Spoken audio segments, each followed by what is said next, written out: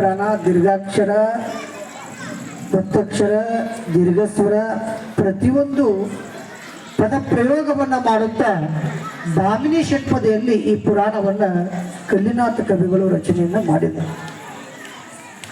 ಪ್ರಾರಂಭದಲ್ಲಿ ಬಹಳ ಚೆನ್ನಾಗಿ ಗಾಯಕರು ಓದಿದ್ರು.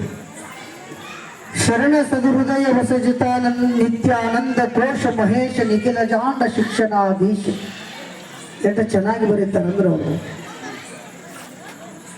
ಪರಮಾತ್ಮನ ಪಾದಗಳು ಯಾವಾಗಲೂ ಕೂಡ ಸಂತ ಮಹಾಂತರ ಹೃದಯದೊಳಗೆ ಬೆಳಗುತ್ತಾವ.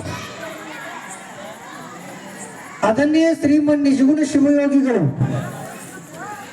ತಮ್ಮ ಶಿವಕಾರುಣ್ಯ ಸ್ಥಳದ ಕೈವಲ್ಯ ಪದ್ಧತಿಯ ಶಿವಕಾರುಣ್ಯ ಸ್ಥಳದೊಳಗೆ ಒಂದು ಮಾತನ್ನ ಬರೀತಾರೆ ನಿಜಗುಂಡು. ಶರಣ ಜನರ ಸದುಹೃದಯ ನಳಿನದಳು ಪರಿಶೋಭಿಸುತ್ತಿರುವುದು ಗುರು ಶಂಭುಲಿಂಗ ನಿನ್ನ ದಿವ್ಯ ಪಾದ. ಪರಮಾತ್ಮನೇ ಅಖಿಲಾಂಡ ಕೋಟಿ ಬ್ರಹ್ಮಾಂಡ ನಾಯಕನಾಗಿರುವಂತಹ ಕೈಲಾಸದ ಅಧಿಪತಿ, ಪಾರ್ವತಿಯ ಪತಿ, ಮೂರು ಲೋಕಗಳ ತ್ರಿಮೂರ್ತಿಗಳಿಗೆ ಒಡೆಯನಾಗಿರುವಂತ ಮಹಾಪರಮಾತ್ಮ, ಪಂಚಮುಖದ ಪರಮಾವತಾರವಾಗಿರುವಂತ ಪಂಚಪೀಠಗಳಿಗೆ ಮುಕುಟಪ್ರಾಯ